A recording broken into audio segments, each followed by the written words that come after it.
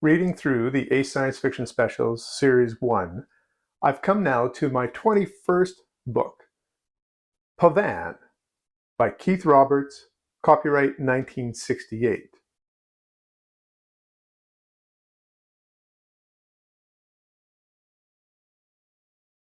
Pavane is set in Great Britain. The Catholic Church rules most of Europe and Great Britain after the assassination of Elizabeth I. This pivotal event has created an alternate history for the 20th century. This novel is a fix-up novel. That means stories were published first in magazines and then collected together in a novel. Some of these stories have been rewritten to show a connection. Pavane is a medieval stately dance. The stories of the book are collected as if they are music. Each story is a measure, and then there is a coda.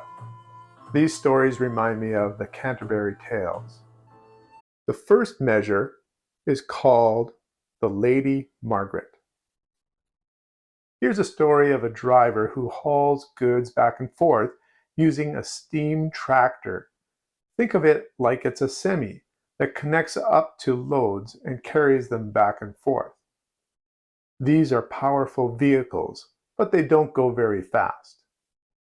This particular steam tractor is called the Lady Margaret, and we learn why in the story. The driver is taken with a barmaid. Her name is Margaret. We hear about this transport company, its beginnings and how it grew. And eventually, the story ends in heartbreak.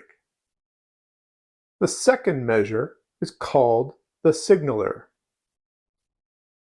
We follow the story of a young boy who wants nothing more than to be a signaler.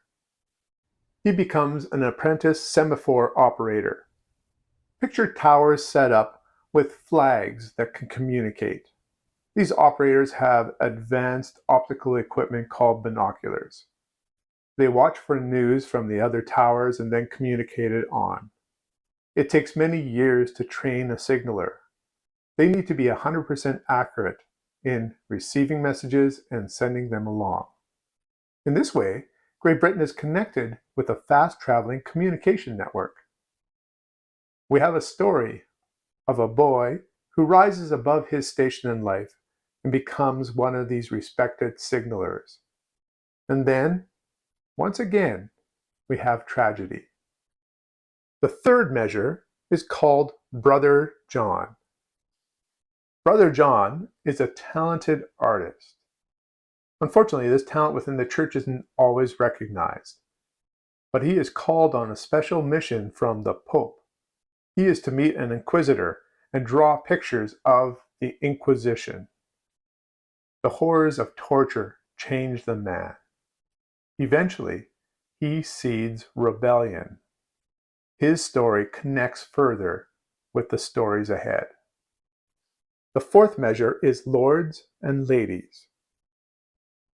Here we have a connection back to the first story, a protagonist whose name is Margaret.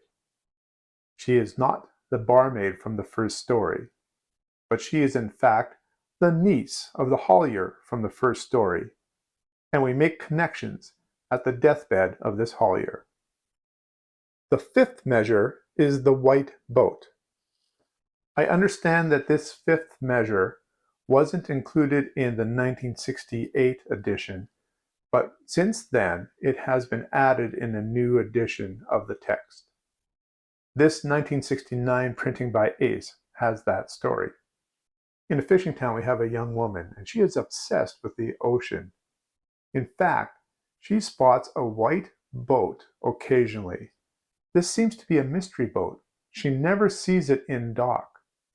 She loves to be in the water and learns to swim. As she swims out into the ocean, she's picked up by this white boat. We learn about smugglers and we learn about her fate. The sixth measure is Corfgate. An aristocrat who is the daughter of the Margaret from the Lords and Ladies story is ruling a keep. This castle and her rule has proved to work well. The church is looking to levy heavier taxes on these communities. This becomes too much, and she says no.